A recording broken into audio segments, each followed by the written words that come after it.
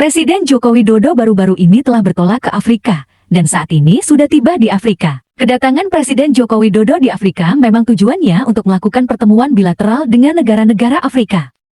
Selain melakukan pertemuan bilateral dengan negara-negara Afrika, Presiden Jokowi juga akan menghadiri KTT BRICS di Afrika Selatan. Keinginan BRICS mengurangi dominasi dolar Amerika Serikat menjadi magnet bagi 40 negara lainnya yang berminat masuk ke organisasi bangsa-bangsa ini. Salah satu negara yang sangat diharapkan Rusia dan Tiongkok adalah Indonesia. Jika Indonesia telah menentukan sikap di KTT BRICS yang akan dilaksanakan pada tanggal 22-24 Agustus tahun 2023 nanti, Indonesia akan jadi satu-satunya anggota BRICS di Asia Tenggara dan Pasifik.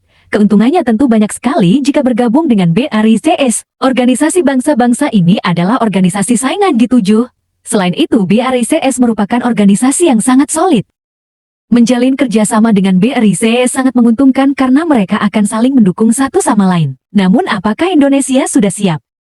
Sebenarnya isu ekspansi BRICS sudah dibahas saat pada pertemuan Menteri Luar Negeri anggota BRICS pada tanggal 1-2 Juni tahun 2023. Namun pergulatan telah terjadi, apakah ekspansi BRICS perlu dilakukan atau tidak? China dan Rusia mendukung ekspansi BRICS tersebut. China dan Rusia dikabarkan berambisi untuk memperluas BRICS di pasar negara berkembang untuk menumbuhkan pengaruh politiknya melawan Amerika Serikat.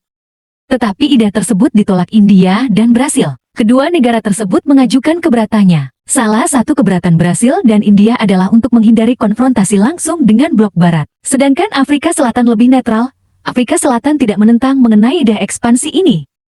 Lalu, apakah Indonesia sudah siap? Ya, pada pertemuan secara virtual antara Menteri Luar Negeri Indonesia dan Menteri Luar Negeri BRICS, Menlu Retno Marsudi menyerukan agar BRICS memperjuangkan hak pembangunan setiap negara dan memperkuat multilateralisme.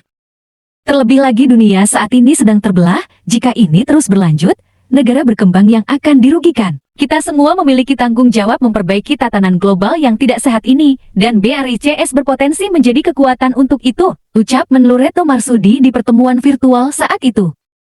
Tentu jika Indonesia nantinya di KTT BRICS telah menentukan sikap, Paman Biden dan kawan-kawan akan kebakaran jenggot, karena Indonesia merupakan negara yang pengaruhnya cukup kuat di kawasan Asia Tenggara dan Pasifik. Menurut Mimin ini ya, menurut Mimin BRICS bukan semata-mata organisasi ekonomi. Kita bisa lihat bagaimana keberatannya India dan Brasil menolak rencana penambahan anggota. Isi keberatan India dan Brasil sebagai berikut. Salah satu isi keberatan dua negara tersebut yang menolak ide penambahan anggota untuk menghindari konfrontasi langsung dengan blok Barat. Jadi kita bisa simpulkan organisasi BRICS bukan semata-mata hanya untuk perekonomian. Kalau hanya organisasi ekonomi, untuk apa India dan Brasil mengatakan? Untuk menghindari konfrontasi langsung dengan blok Barat. Tapi kita lihat saja keputusan BRICS apakah di KTT yang dilaksanakan di Afrika Selatan, apakah akan membahas keanggotaan ataupun ditunda. Namun jika di KTT BRICS nanti akan dibahas, maka Presiden Jokowi diminta akan menentukan sikap, apakah sudah siap atau belum? Kita lihat saja nanti.